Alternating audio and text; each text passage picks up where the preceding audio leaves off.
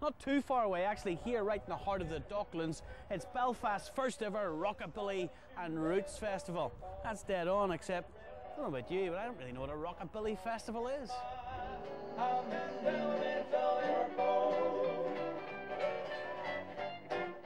So we've got bands from Belfast, from Dublin, from England, from Scotland, from Holland and from the States.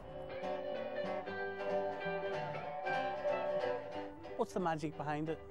The magic behind Rockabilly. It was just such an exciting thing when it happened, you know, because it's just white guys playing country, trying to sing black music is what it started as. And, you know, and then with the 50th anniversary of Elvis, I thought there's no better time to actually try to do a strictly Rockabilly festival.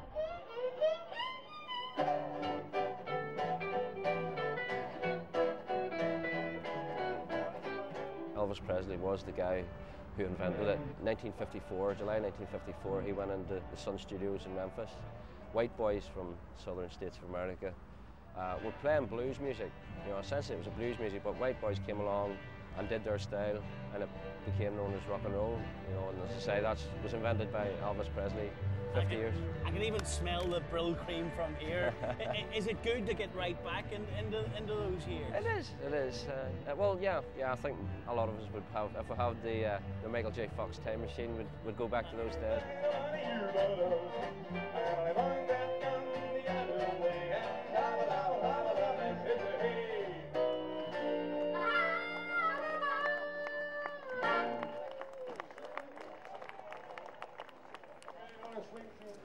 Now, we're trying to be as sophisticated as possible in this programme. We need a little bit of tradition, we need the history, we need the culture. Let's go on a pub crawl. Well, more of a pub tour, actually. They're attracting locals and tourists. Pub was owned in those days by a family called O'Hanlon's and then bought in the 1880s by people called Flanagan. And young Michael Flanagan had travelled extensively in Italy and France and had studied architecture.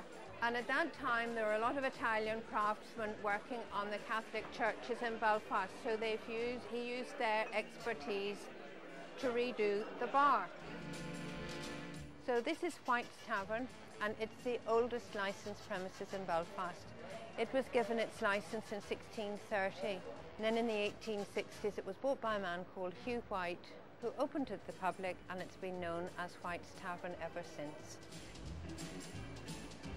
Above the name Morning Star, you'll see there's a mariner's compass, and that sign is supposed to be one of the best Victorian wrought iron and glass Victorian pub signs in Belfast.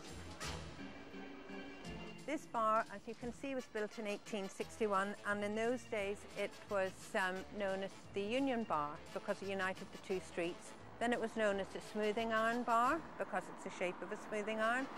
And then it was known as the Shakespeare Bar because there was a theatre just 2 minutes walk up the road here, the old Empire Theatre. Originally, McHugh's was two pubs. You had McHugh's here, and then next door you had Dubarry's. And Dubarry's had a very dubious reputation. The ladies of Dubarry's would have looked after the home comforts of the visiting sailors.